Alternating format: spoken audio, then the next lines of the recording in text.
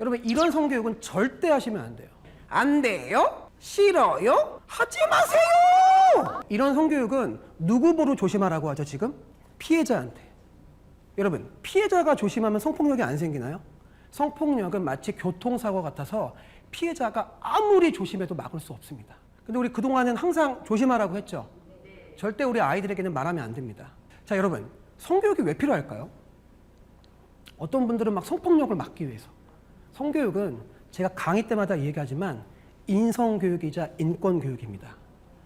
나무로 보면 뿌리에 대한 교육이에요. 기본이 되는 교육. 요즘 굉장히 많은 성폭력들이 일어나고 있죠. 얼마 전에 5세짜리 남자아이가 너튜브로 성관계하는 영상을 봤습니다. 5세가. 그 강아지들이 하는 거였어요. 그리고 보통 강아지들이 어떤 자세로 하죠? 이렇게 뒤로 후베이로 하잖아요. 그걸 보더니 같은 반 유치원에 있는 여자 2~3명을 모아놓고 일로 와봐 일로 와봐 히히 내가 기분 좋게 해줄까? 매미놀이 하자 매미놀이 하자 했다가 발칵 뒤집혔습니다. 여러분 성교육은 늦어야 될까요? 빨라야 될까요? 요즘은 노출이 이렇게 빠르기 때문에 무조건 빨라야 됩니다. 언제 어디서든지 일어날 수 있거든요. 이런 일들이요. 그래서 미리미리 준비해야 우리가 성교육에 성공할 수 있습니다. 요즘에 성폭력의 양상이 어디로 넘어갔다? 우리 코로나 이후에 다 어떻게 들었죠? 수업을? 온라인 줌으로 들었죠. 다 디지털로 옮겨갔습니다. 디지털 성폭력에는 크게 3가지가 있습니다. 첫 번째는 뭐냐면 성폭력의 경계가 없어졌습니다. 우리가 예전에 성폭력이 일어날 때는 어디서 일어났죠? 밖에서나 대면에서나 이게 일어났잖아요. 지금은 그 경계가 없어졌어요. 우리 아이가요 방구석에 있다는 이유 하나만으로도 언제든 성폭력 피해자 또는 가해자가 될 수 있습니다. 그래서 안심할 수가 없고 미리미리 해야 된다.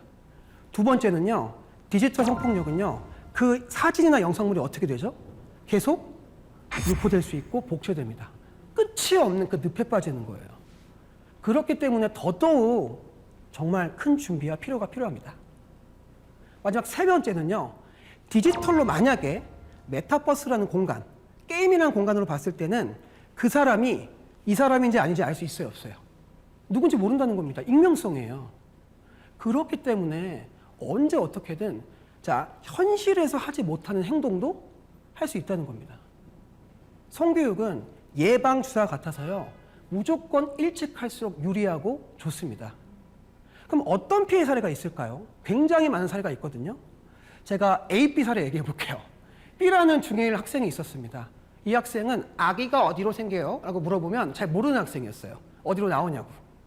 어느 날 이 친구 A가 있었는데 이 A는 완전 음란물과 잘못된 성착취물 중독된 거의 나쁜 학생이었습니다. 근데 친구니까 헤어지지 못한 거예요. 어느 날 이 A가 B한테 어떤 걸 딱 하나 보내요. 여러분 짤 아십니까? 사진도 영상도 아닌 GIF. 누르면 막 이렇게 움직이잖아요, 막. 웃긴 것도 많고. 그걸 딱 보낸 거예요. B가 딱 보자마자, 이거 뭐지? 그러니까 재밌는 거죠. 앞에 장면만 보니까. 그래서 약간 호객인간 정신으로 그 받자마자 그걸 어디로 보냈다? 단톡방에 보낸 거예요. 그 링크도 보냈거든요, 링크까지. 근데 그 다음에 난리가 났습니다. 그 짤 마지막 장면에는요, 여자와 남자가 성관계하는 걸 몰래 찍은 성착취물이었던 겁니다. 불법 촬영물. B 학생 어떻게 된지 아십니까? 유포죄로 학폭에 왔습니다. 너무 안타까운 건 학교에 다 소문이 난 거예요. 성범죄자라고. 이 낙인 효과 때문에. 제가 그때 그 학교 자문위에 있어서 이 학생을 만났습니다. 저 보자마자 뭐라고 말했을까요? 이 학생이요. 그때 감정. 저는 선생님 너무 억울하다고. 난 그냥 보낸 것 뿐인데. 자, 그때 얘기했죠. B야, 억울하긴 하겠지만 가장 큰 피해자는 너가 아니야. 바로 그 단톡방에 있었던 학생들이야. 너도 끝까지 분별력과 판단력을 가지고 봤어야지. 보내지 말았어야지. 근데 그 학생이 진짜 운이 좋았던 건 그 학교가 그 학생을 위해서 엄청난 예산을 들여서 학생 교육하고 양육자 교육하고 학교 교육하고 다 교육을 했던 거예요. 그래서 다행히 제가 교육을 했기 때문에 오해가 풀렸습니다. 여러분, 메타버스 게임 중 하나인 로블땡땡이라는 게임 아십니까? 전 세계 3, 4억 명이 하는 어마어마한 게임입니다. 이 게임 내에서도 성폭력이 발생하고 있습니다. 5학년 남학생이 게임을 하다가 동갑인 5학년 여학생을 알게 되었습니다. 게임을 하다 보면 금세 친해져요, 안 친해져요? 친해져요. 엄청 빨리 친해집니다. 게임을 통해 알게 된 이유는 서로 자기하고 하면서 금사빠가 된 겁니다. 어딜 가든지 맛집을 가든지 여행을 가든지 사진과 영상을 보내요. 거의 뭐 요즘 온라인 소개팅도 있잖아요. 그래서 금세 친해집니다. 어느 날 이 여학생이 사진을 보내요. 깜짝 놀란 사진. 자기 입술과 가슴과 몸 사진을 딱 보냅니다. 자, 이 남학생 놀랐을까요? 안 놀랐을까요?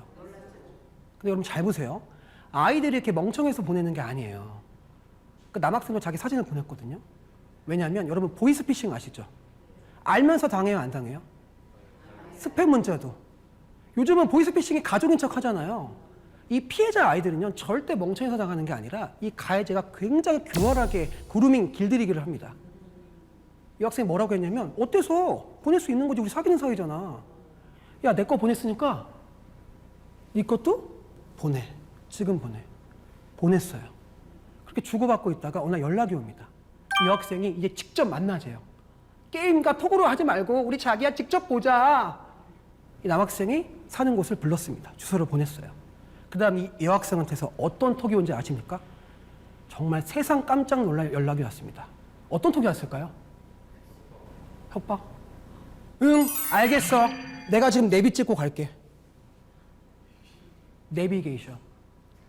여러분, 5학년 여학생이 내비를 찍을 수 있습니까? 잘못 보낸 거예요. 그러니까 성인 남자가 게임 안에서 10대 여학생의 몸을 착취한 사진을 가지고 여자인 척해서 그루밍을 한 겁니다.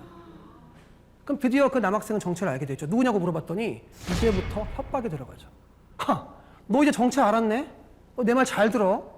내가 지금 니네 엄마 아빠 사는 곳, 이름, 니네 학교 주소, 학원 다 알고 있어. 이미 정보가 다 빠져나갔으니까. 너 지금부터 내 말 안 들으면 네가 나한테 보냈던 사진과 톡들 다 뿌려버릴 거야. 여러분, 아이들이 여기에서 헤어나올 수 있어요, 없어요? 그물 같습니다. 이 그루밍은. 아이들이요, 여러분, 그 N번방 성착취 사건 아시죠? 그 최연소 피해자가 몇 세인지 아십니까? 9세 여아입니다. 최연소 가해자가 13세 남아예요. 아이들이 왜 양육자한테 말 못한지 아세요? 자기가 피해자인데도. 왜 말 못했을까요? 혼날까봐? 엄마 아빠가 속상해할까봐. 엄마 아빠가 나 이렇게 사랑으로 길러줬는데 내가 실망시킬까봐. 피해자임에도 불구하고 말을 못한 거예요. 그럼 너무 속상하죠. 그럼 가장 중요한 건 뭐예요? 어떤 일이 생기든 우리 어른들이 어떻게 해줘야 돼요? 그 아이들을 보호해 주는 거예요. 어른의 의무는요, 아이를 지키는 겁니다. 절대 아이 탓을 하면 안 됩니다, 여러분들. 이 사례를 보시니까 굉장히 우리 모든 것들이 도사리고 있죠.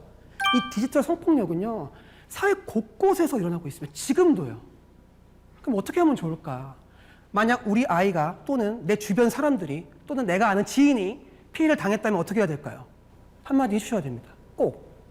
네 잘못이 아니야라고. 이 한마디가 너무 중요해요. 이렇게 피해당한 우리 아이나 지인들은요, 자기 탓을 할 때가 너무 많습니다. 우리 옆에 그런 피해자들을 본다면 네 잘못이 아니야라고. 그리고 반드시 여러분, 디지털 성폭력은 뭐가 중요하죠? 그 사람을 잡기 위해서는, 막기 위해서는 증거가 중요합니다. 대부분의 분들이 너무 놀란 나머지 주고받았던 톡이나 메시지를 어떻게 하죠?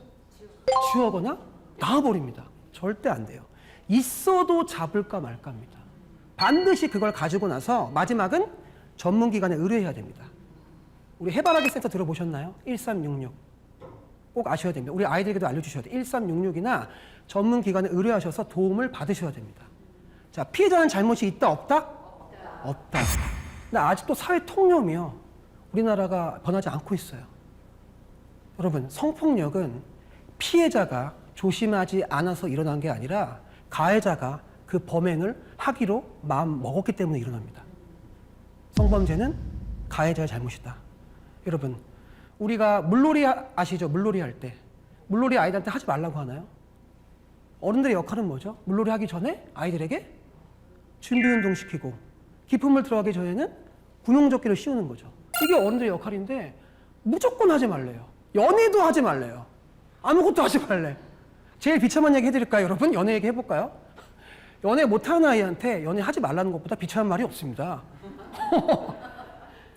언제 어디서든요, 우리 양육자의 역할은 너가 무슨 일이 생겨도 엄마, 아빠, 양육자 모두는 너의 편이니까 이야기해줘.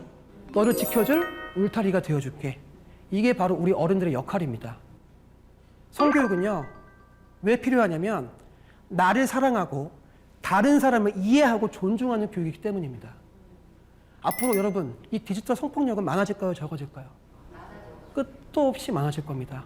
여러분 지금도 핸드폰 보고 싶잖아요. 막 보고 싶잖아요. 이미 우리 뇌가 약간 절여져 있잖아요. 그만큼 우리가 이런 디지털이 주는 도파민에 너무나 많이 중독되어 있기 때문에 어릴 때부터 우리가 반드시 디지털을 쓰게 하지 말라는 게 아니라 어릴 때부터 그 현명한 방법을 알려주는 게 우리 어른들의 역할. 우리 주변 사람들에게 반드시 이 디지털 성폭력에 대한 경각심과 안전한 방법을 알려줘야 됩니다. 우리 모두가 서로를 이해하고 존중하는 공부인 성교육을 어디에서? 가정, 또 어디서 해야 될까요? 학교, 또 어디서 해야 될까요? 사회, 기업, 모든 곳이 함께 연대해야 이런 정말 고질적이고 병폐적인 디지털 성폭력뿐만이 아니라 사회적인 문제를 해결할 수 있습니다. 여러분, 알미요, 삶이 되어야 됩니다. 오늘 제가 들었던 그 강연 아시죠? 기억만 하지 마시고요. 꼭 주변 사람들에게 나눠주시고 공유해주시고 함께 실천하시길 바라겠습니다. 성교육이 먼저입니다. 감사합니다.